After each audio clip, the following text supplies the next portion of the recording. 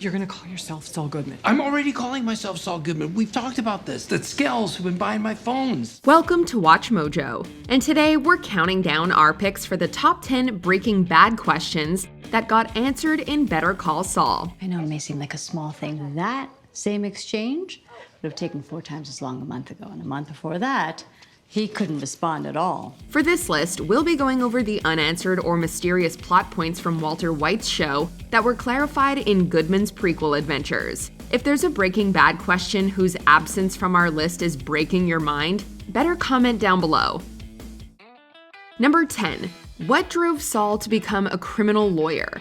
In Breaking Bad, Saul Goodman is a lawyer who specializes in defending criminals because he is something of a criminal himself. Seriously, when the going gets tough, you don't want a criminal lawyer, right? You want a criminal lawyer.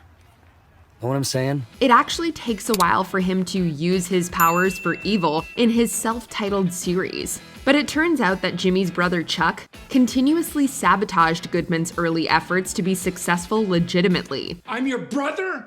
We're supposed to look out for each other? Why were you working against me, Chuck? This led the lawyer to believe he will always break the law he's meant to uphold. Even after his brother is gone, Jimmy finds himself failing or being punished for doing things the right way when nearly everyone sees him as bad already. You're gonna do whatever it takes, do you hear me? You are not gonna play by the rules. You're gonna go your own way, you're gonna do what they won't do. You're gonna be smart, you are gonna cut corners, and you are gonna win. Since shortcuts, illegal tactics, and well-paying criminals offered him greater success during his show, we understand why Jimmy chooses a life of crime in Breaking Bad.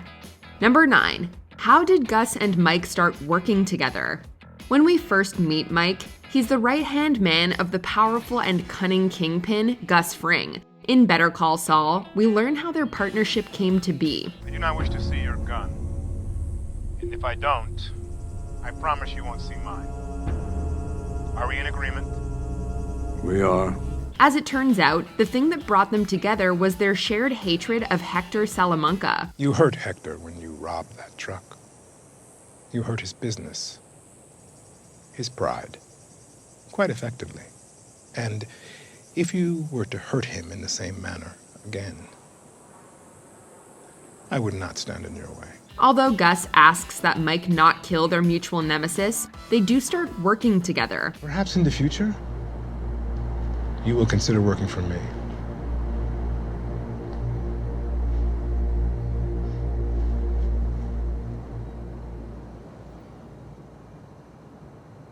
Could be.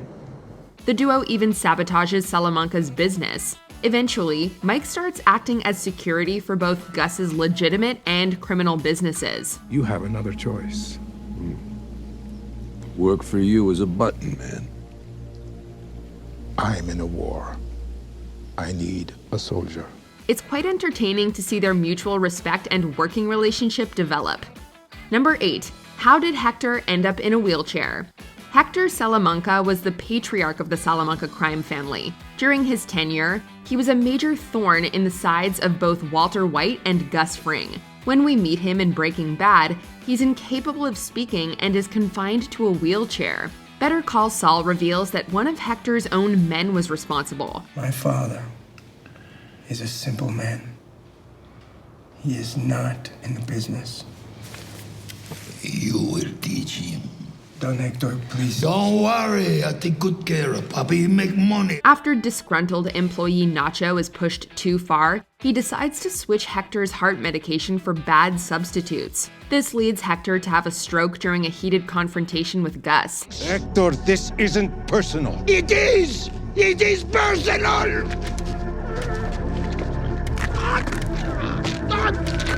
Although Gus saves his life, it's not out of compassion. He instructs the doctor to discontinue Hector's treatment to leave him in a prison of his own body. With sustained intensive care, he may eventually learn how to talk and even walk again.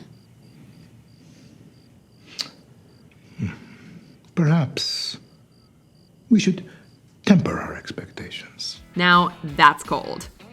Number 7. Why did Mike quit being a cop?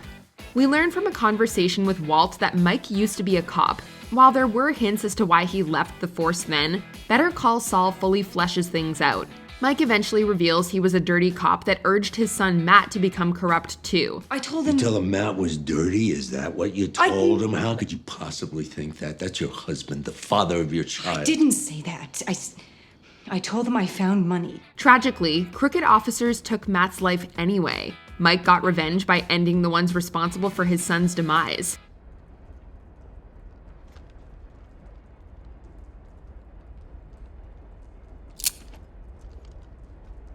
Knowing how he lost his son makes his relationship with Jesse, distant demeanor and strong attachment to his granddaughter, make more sense. I got Maddie to take the money.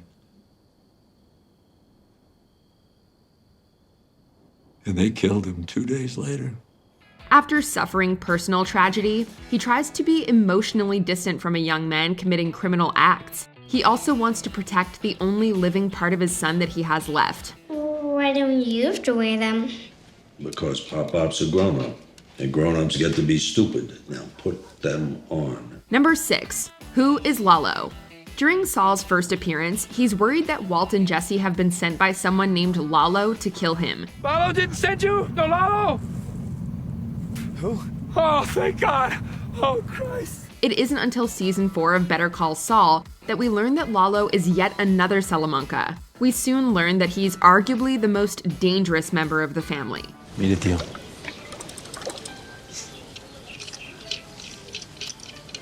Cunning, charming, unpredictable, and utterly ruthless, Lalo has all the strengths of the rest of the family and none of their weaknesses.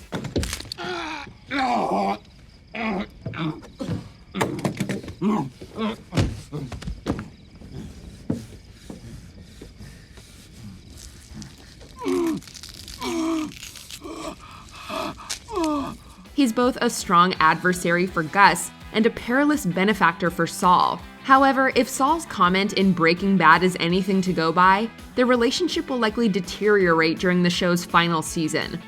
Number 5. How did Gus construct the super lab? When Gus introduces Walt to his new super lab beneath a laundry, Walt is incredulous that such a thing exists. How did you know how to put this all together? How was this marvelous structure built? With a great engineer, of course. Gus contracted a man named Werner Ziegler and his team to construct the lab underground for over a year. It's impossible. Dangerous. Difficult. And very, very expensive. Not quite impossible. During the process, Mike is heavily involved in maintaining security and even strikes up a friendship with Ziegler. That makes it sadder when the former cop has to take the engineer's life for breaching security protocol. Is there no other way, truly? Even before it was operational, the super lab claimed lives. Number 4. How involved was Crazy 8 in the drug trade? The first person Walter White ever dispatches of is a criminal distributor and DEA informant named Domingo Crazy 8 Molina. Are you gonna stick me with that broken piece of plate?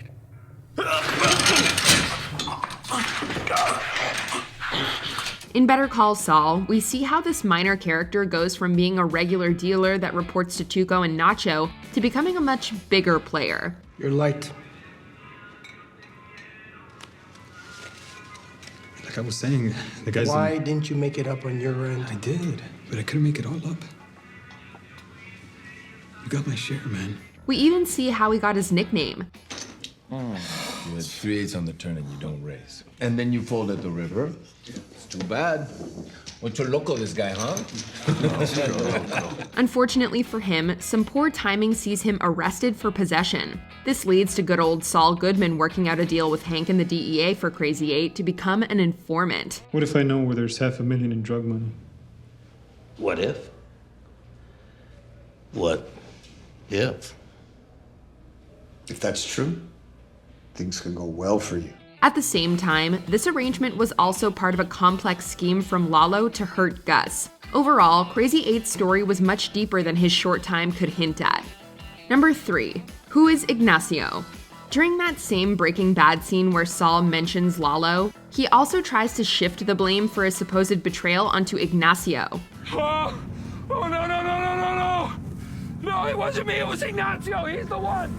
In Better Call Saul, we meet Ignacio Nacho Varga, an ambitious and savvy underling of the Salamanca family. But this outlaw's betrayal of Hector is noticed by Gus. Ignacio is subsequently blackmailed into being a mole inside of the Salamanca organization. I know what you've done.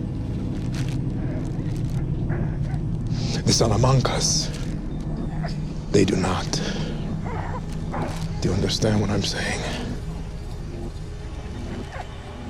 While this begins as misdirection, it builds up to Nacho aiding in an attempted hit on Lalo's life. First things first. We take care of Lalo. Then we'll talk. Since the attempt was unsuccessful and the mole was exposed, things don't look great for Ignacio going into season 6. Number 2. Why does Jimmy go by Saul? Even back in Breaking Bad, we knew that Saul Goodman wasn't his real name. He reveals his last name is actually McGill during his first meeting with Walt. Mayhew. Is that Irish or English? Irish. Faith and Begorra, a fellow potato eater. My real name's McGill.